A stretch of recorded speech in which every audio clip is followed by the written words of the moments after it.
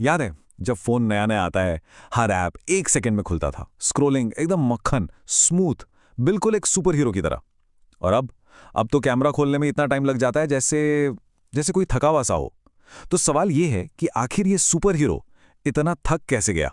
इसकी सबसे बड़ी वजहों में से एक, आमतौर पर जो हम सोचते हैं, वो है सॉफ्टवेयर। देखते हैं कैसे। जरा सोचिए इस बारे में। जब फोन नया था तो उसके अंदर के ऐप्स और सॉफ्टवेयर काफी सिंपल और हल्के थे।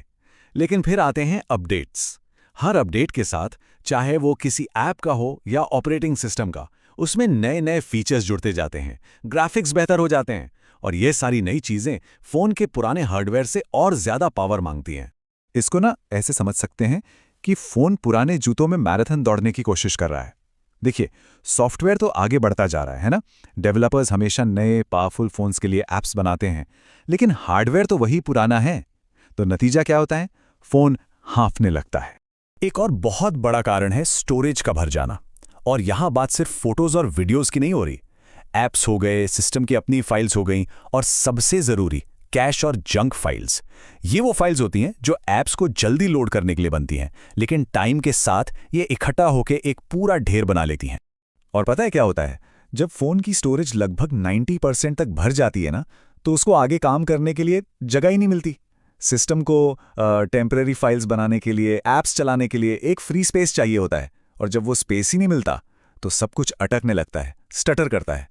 और ये भी सोचिए कि फोन कभी ठीक से सोता ही नहीं है। भले ही स्क्रीन बंद हो, अंदर ही अंदर बैकग्राउंड में दर्जनों प्रोसेस चलते रहते हैं। ऐप्स नोटिफिकेशन चेक कर रहे हैं, सोशल मीडिया फीड्स रिफ्रेश हो रही हैं, डेटा का बैकअप हो रहा है। ये सब फोन के प्रोसेसर और रैम को लगातार बिजी रखते हैं, थकाते रहते हैं। लेकिन कहानी सिर्फ सॉफ्टवेयर पर आकर खत्म नहीं होती। असली संघर्ष तो फोन के हार्डवेयर के अंदर चल रहा होता है। हाँ, बिल्कुल। सिर्फ सॉफ्टवेयर ही नहीं, फोन के अंदर के जो फिजिकल पार्ट्स हैं ना, जैसे बैटरी है, स्टोरेज चिप है, वो भी वक्त के साथ साथ एज करते हैं और उनकी परफॉर्मेंस धीरे धीरे कम हो जाती है। तो सबसे पहले बात करते हैं बैटरी की। देखिए, जो लिथियम आयन बैटरी होती है, जैसे जैसे वो पुरानी होती है, उसकी केमिकल स्ट्रक्चर में बदलाव आने लगता है। मतलब 2 साल बाद वो उतनी स्टेबल और तेज पावर सप्लाई नहीं कर पाती जितनी वो नए में करती थी। ये जो पावर आउटपुट है ना, ये काफी अनस्टेबल सा हो जाता है।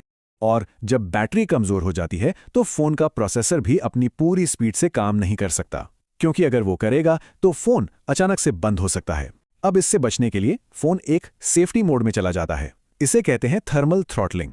इसमें होता क्या है कि फोन जानबूझकर अपने प्रोसेसर को स्लो कर देता है, ताकि वो ज्यादा गर्म ना हो और बैटरी भी सेफ रहे।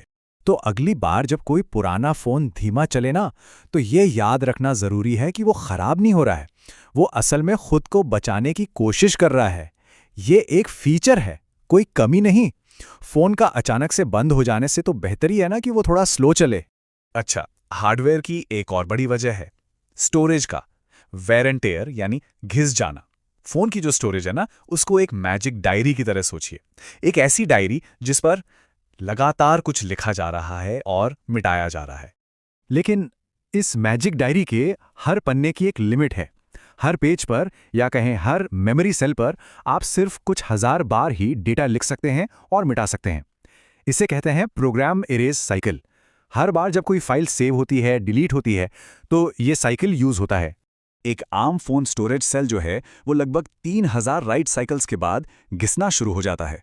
और वक्त के साथ जैसे जैसे ये सेल्स कमजोर पड़ते जाते हैं, डेटा को पढ़ने और लिखने, यानी रीड और राइट करने में ज्यादा टाइम लगने लगता है, और इसका असर पूरे फोन पर पड़ता है। वो स्लो महसूस होता है। तो सवाल फिर वही है कि हम इस बारे में कर क्या सकते हैं? देखिए, कोई मैजिक बटन तो है नहीं, लेकिन हाँ, कुछ आसान चीजें हैं जो हम कर सकते हैं। सबसे पहले, जो कैश और जंक फाइल्स हैं, उनको टाइम टाइम पर साफ करते रहना चाहिए। जो ऐप्स यूज नहीं हो रहे, उन्हें निकाल दें। ऐप्स की बैकग्राउंड एक्टिविटी को लिमिट कर सकते हैं। और हाँ, अगर फोन 2 साल से ज्यादा पुराना हो गया है, तो बैटरी बदलवाने से उसकी परफॉर्मेंस में काफी सुधार आ सकता है। देखिए, असल में गोल ये नहीं है कि एक पुराने फोन को बिल्कुल नया बना दिया जाए, ये मुमकिन नहीं है। गोल ये है कि उसकी लिमिट्स को समझें और उसको बेहतर तरीके से मैनेज करें। जब हमें वजह पता होती ना, तो हम फ्रस्ट्रेशन कम महसूस करते हैं और उसे आराम से इस्तेमाल कर पाते हैं। तो आखिर में ये सवाल सोचने वाला है कि क्या फोन सच में धीमा हो रहा है या फिर टेक्नोलॉजी ही इतनी तेजी से आगे बढ़ रही है कि फोन पीछे छूट गया है। शायद दोनों ही बातें कुछ हद तक सच हैं और ये टेक्नोलॉजी के आगे बढ़ने का एक नेचुरल हिस्सा है।